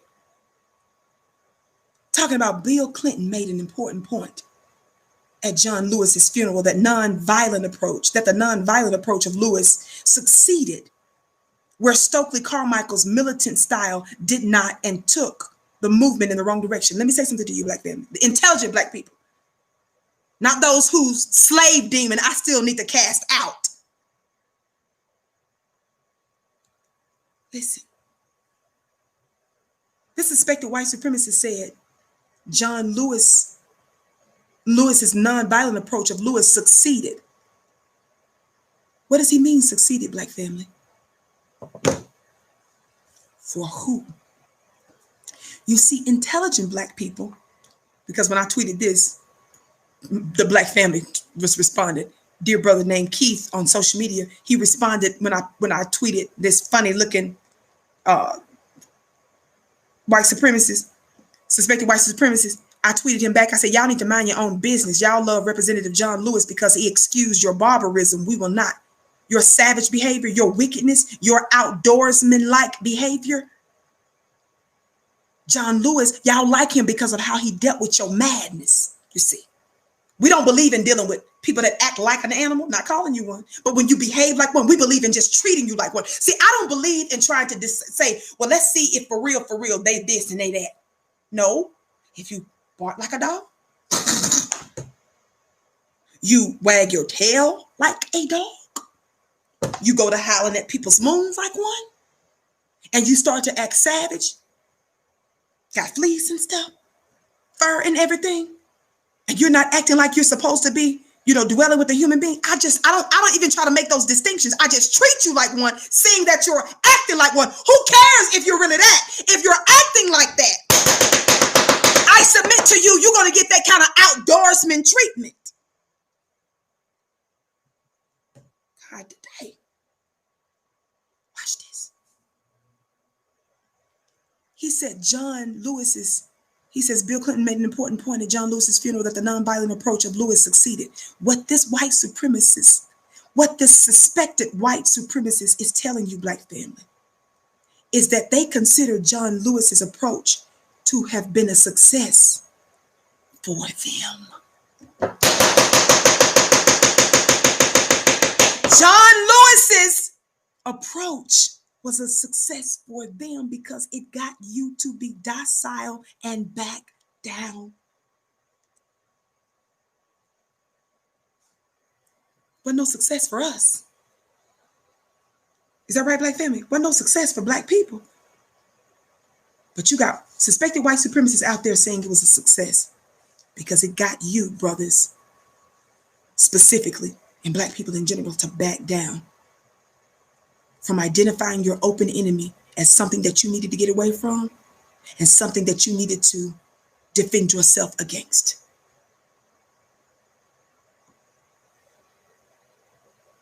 The brother Keith made an important point saying, if it succeeded, why are we still marching and fighting the very same things over 50 years?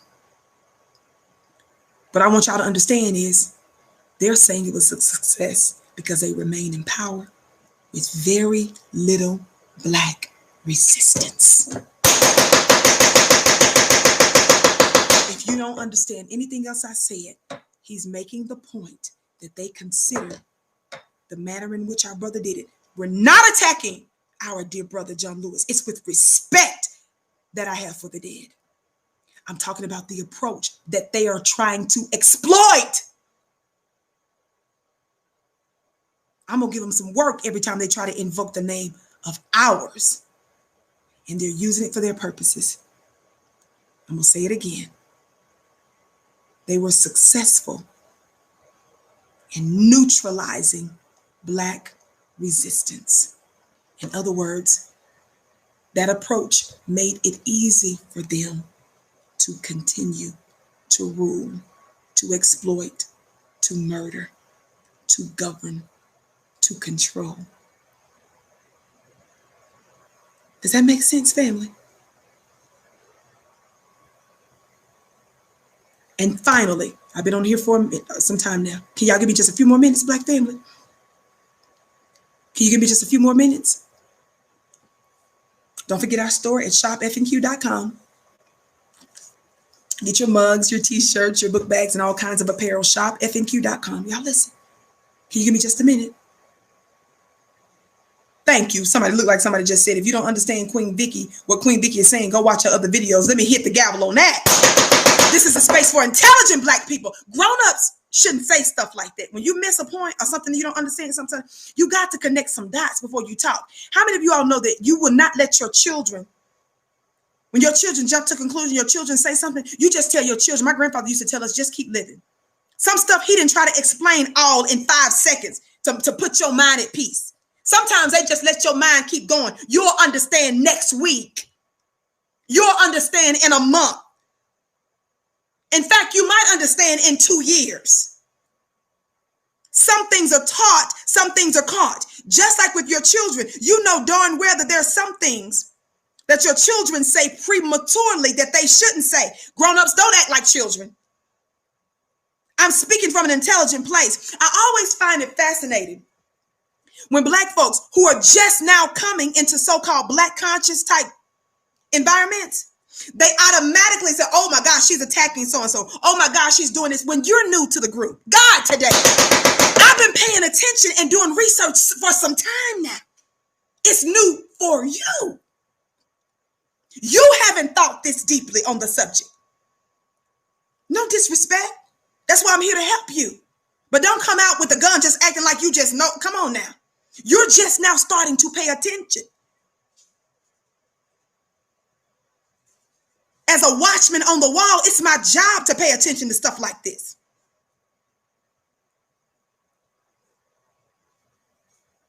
You've been working, paying bills, paying mortgages and stuff. You've been raising children, all things that you should do. We each have our assignment, our responsibilities. Some of us are like watchmen on the wall. Don't be giving white supremacist systems the benefit of the doubt and you don't do the same for your sister. Because you just now paying attention.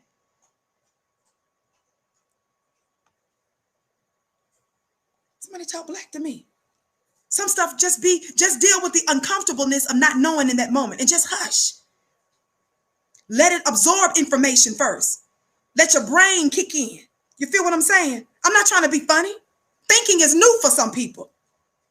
Some folks thought that thinking is a fool's errand. It's new for some of you. God, today. Watch this. Watch this, watch this, watch this. Because you ain't never thought this far along the lines before. Come on today. You don't know what kind of knowledge and information I have access to on some things that gives me an insight on this particular. I don't know it all. Of course, I don't know it all. I brag about the stuff I don't know. But those things that I do, don't assume that you know it all. Your open enemy taught most of us. Our open enemies taught most of us in the most formative years of our lives. And still teaching you. And some of you go in debt for them to continue to teach you in what y'all call higher learning. And still don't come out and do nothing revolutionary.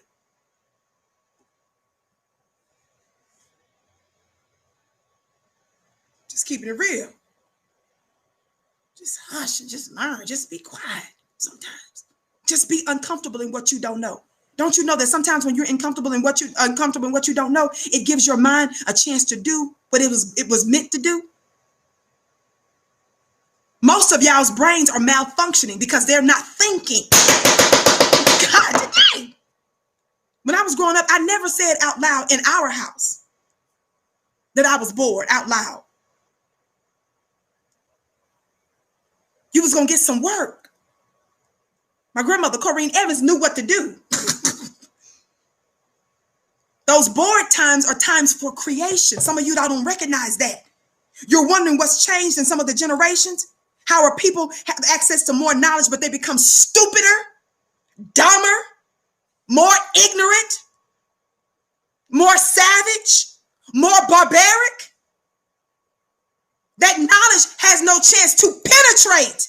You don't give it a chance to form.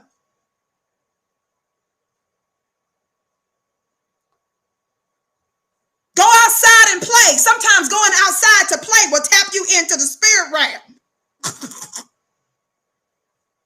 Having fewer toys and having some dirt and some stick and some other stuff makes you tap into another dimension. Y'all play too much. How does so-and-so get that revelation? How do they know that? Baby, because we use our brains. We go through the process of being uncomfortable and giving the knowledge a chance to form and letting ideas come. I know how to summon an idea. Oh my God, today I'm teaching y'all my metaphysical mastermind class. You got to know how to summon stuff and to wait on it until it forms. It's not that nothing is happening. It's the opposite. It's because something is actually happening.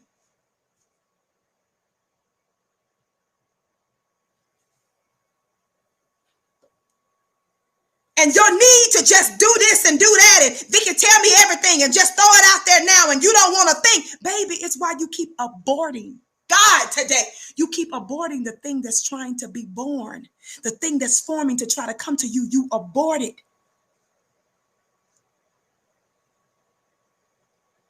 with your premature actions. Let my people think. Somebody please put hashtag let my people think.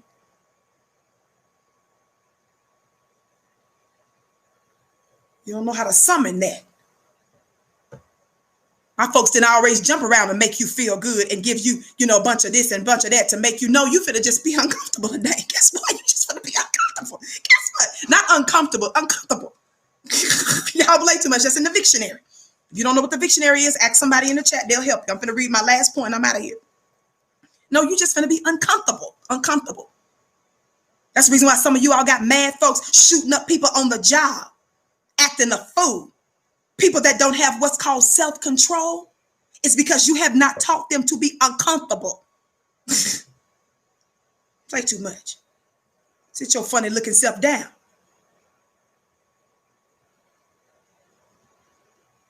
I just wanted to throw that little principle out there to help you today. Got nothing to do with the topic right now. But I hope it helped you down the road. Thumbs up, thumbs up, thumbs up. Keep liking and sharing. Don't forget to follow me on Instagram, family, at Vicki X Dillard. Follow me on Instagram at Vicki X Dillard. And also, you can subscribe to my personal YouTube page at VickiDillard.tv. That's VickiDillard.tv. VickiDillard.tv. Some of you don't know how to overcome because you don't know how to be disciplined enough to deal with the uncomfortableness of life. I'm talking to a people that needs to learn how to be an elite group. We're charged not to drop the baton of our ancestors. We're taking this all the way, baby. I said, we're taking this all the way. But you got to be disciplined. And you got to know how to navigate through trouble and not be easily moved. Everybody don't qualify for that. See, that's the reason why some of you, when you talk about my hair and you talk about me, this and the third, and you talk about my other haters on social media that's dogging me out and lying and threatening and doing all this other kind of stuff, and those of you that's all up in that and you want me to give you an explanation for some lies, some anti-black people are talking about. See, you don't know nothing about trouble. I'm going to navigate through this. I don't suffer from low self-esteem like that. This is my holy mission. God, today, I get stopped when my creator stops me. I shift when things shift and he moves me to the next level or to some other situation. So I move when he moves. Some of you are, oh my God, can you believe? Oh my God, so-and-so, girl, if you don't shut up, shut up.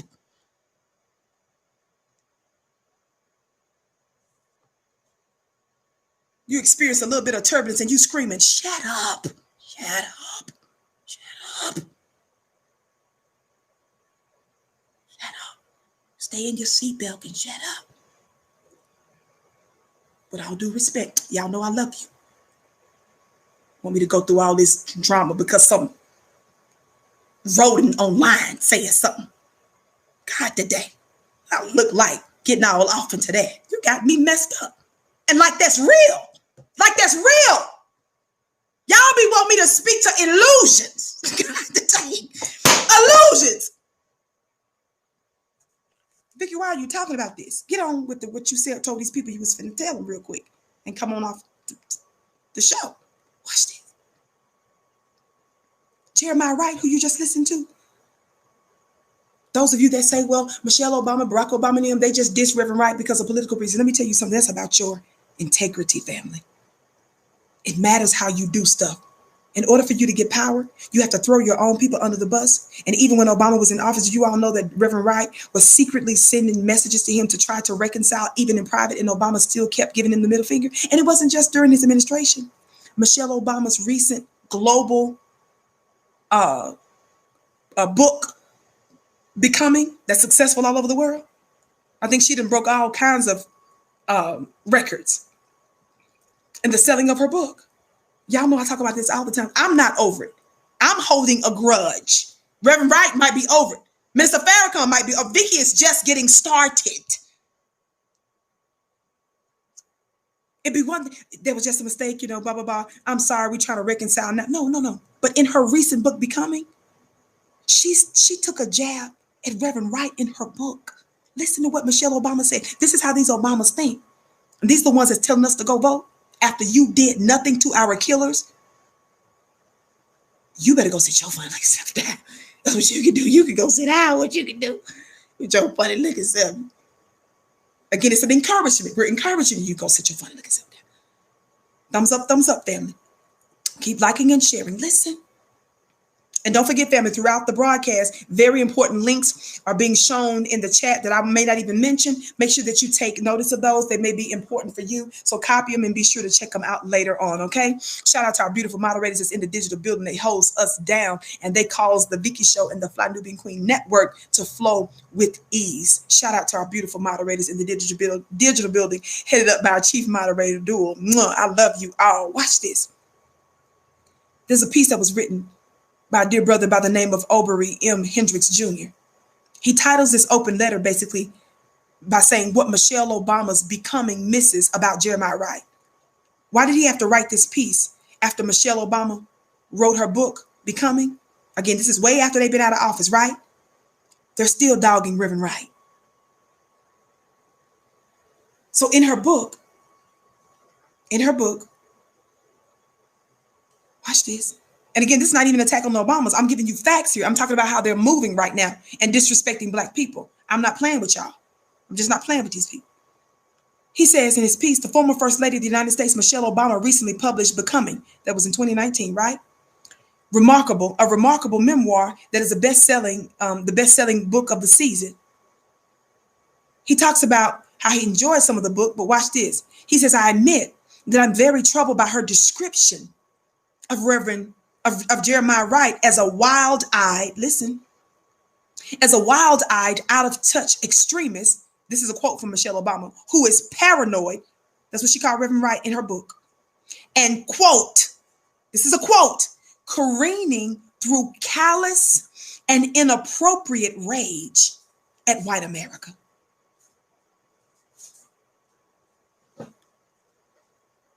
Did you all hear what I said?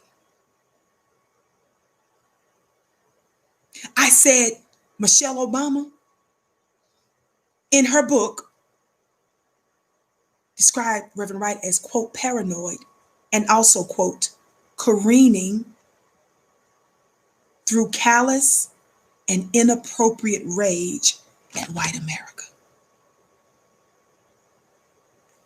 When Michelle Obama went on her tour, she was bragging about how she has shared values with George W. Bush. But in her book, for the record, she disses Reverend Jeremiah Wright. Who is Reverend Jeremiah Wright? Who they're treating like he's just some nut, not some country cowboy hick like Bush and some white supremacist, credibly alleged rapist that's in the White House today. Is it him? No, baby. Who is Reverend Jeremiah Wright? Did some of you all know this? My intelligent Black people know this because you all know I remind you of this whenever they try to attack one of our own. Listen. Did you all know, and just before I say this, because you all know I can't see your comments there, so I'm coming here to remind you to please make sure that you give us a thumbs up. And right when I'm done, when I read this part, then I'll be finished. Make sure that you give us a thumbs up. Be sure to like and be sure to share. Would you do that, family? Are y'all hearing me? So I don't play about this. We giving all these benefits of the doubts to them, the respect for them. No, it's respect the people they attacked and that the white supremacists wanted them to attack. Right, watch this. Did you all know that Reverend Jeremiah Wright is the son of a highly respected old line Philadelphia minister and vice principal of a local high school? Did you guys know? Remember, what was Michelle Obama's big initiative? Not just the one about the kids eating right in school and, growing gardens and stuff. What was Michelle Obama's other big agenda when she was in the White House? Wasn't it military folk? For those of you that don't know, Reverend Jeremiah Wright is an ex-Marine who volunteered for the armed forces. He served as a trained cardiopulmonary technician for 6 years. Black people talk black to me. On Wright's wall, I'm going to show you a picture in just a minute. It's kind of blurred out some because it's old in the way that it's pictured on here, but I'm going to show you the picture. On Wright's wall, office wall, hangs a framed photo of him monitoring the vital signs of President Lyndon Johnson during one of Johnson's 2 surgeries while president. Hanging beside it is a personal post-operation letter from Johnson thanking Wright for his role in Johnson's medical care. That man that y'all heard preaching and talking ain't no nut. That's a picture of Lyndon Johnson. Jeremiah Wright over there monitoring his signs, and this is the letter. Y'all see that? I'm sorry about the picture, family, but let me just show you this bit so I can get going. How dare she? She did that to sell a book for these white supremacists because white folks want to read about one of the most contentious parts of his campaign and administration was the Jeremiah Wright, right? So she threw something in there as dog meat for them. God, today. Just call it what it is. She threw some dog meat for the people that eat dog food. God, today, I'm going to leave that there. For the people that eat dog food. Y'all play too much. Keep reading, Vicki. Let me pull it back up. I done screamed and threw my curly braids all over the nation. I got to get back focused. Watch this. For the people that eat dog food, she gave them some dog food by throwing that in there. Y'all play too much. Listen. Funny looking self. Watch this. Because y'all be confused. Y'all let white people tell us who our people are. Watch this. Ex-Marine volunteered for the armed services. Again, during the time where they was giving us the middle finger. President Lyndon Johnson. On Wright's wall hangs a framed photograph of him monitoring the vital signs of President Lyndon Johnson during one of Johnson's 2 surgeries while president. That ain't all. Reverend Wright, as the writer says here, is a brilliant, erudite man. He speaks 7 languages. I would say 8. He talks black to me. That clip I showed you is talking black. He speaks 7 languages and holds 4 earned academic degrees. My understanding, he has even more because he's been given some of the other ones, but he has what? 4 earned academic degrees and holds a doctorate in ministry. At the prestigious University of Chicago Divinity School, he completed all the requirements for the PhD except his dissertation, which he put aside in 1975. Why did you put it aside in 1975? To devote all his time to his pastorate of Trinity United Church of Christ on the south side of Chicago. Beginning with 87 active members, by the time Wright retired in 2007, he had built a vibrant congregation of some 8,000 members. Watch this, with more than 60 ministries serving the church and its surrounding community. Was he like every other kind of church or ministry? Watch this. These included ministries for HIV, AIDS care, somebody talk black to me, drug and alcohol recovery, hospice care, senior citizen health care and housing, 2 separate residents, the article says, a child care program federally funded, a reading program for the poor, and 22 ministries for the youth. Sit your funny looking self down, Michelle. Vicki, put it down. There's so much more I can say about this man, but I just want you guys to know. They want us to throw them people away. And that's who's telling us to vote. Obama, you gave these people the middle finger. If y'all ain't talking about reparations, y'all better get up out our face. Did y'all hear what I just said? If y'all ain't talking about reparations, you better get up out our face. Voting is about power. Voting is about who will rule over you. And if those that you're giving the power to rule over you aren't going to give you reparations, we have no reason to vote. We're not mad at those of you who choose to do it. I'm just saying, as for me and my house, God, today.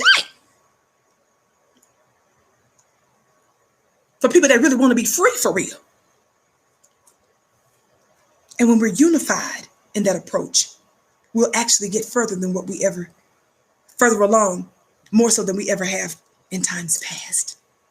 Family, thank you so much for tuning into the Vicki Show. You're so amazing. Thank you so much for your patience, your love, your support.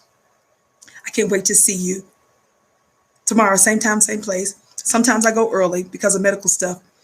So just make sure that you're subscribed and that you hit to receive our notifications. That way you're notified when we go live, when they send out the notifications, because they don't always. Not only that, the reason why I also ask that you subscribe is because I'm not the only queen here. And I want you to be notified when the other sisters go live on this network. Thank you so much for tuning in. Please make sure that you like and that you share, that you let everybody that you know about the Vicki Show on FlyNewBeQueenTV.com. I can't wait to see you on my Instagram page at Vicki X. I'm so used to saying FlyNewB everything, ain't it? But I can't wait to see you on my Instagram page at Vicki X Dillard. That's Vicki X Dillard, and on Twitter at Dillard Vicki. I came to you in peace. I leave you in peace. Mwah.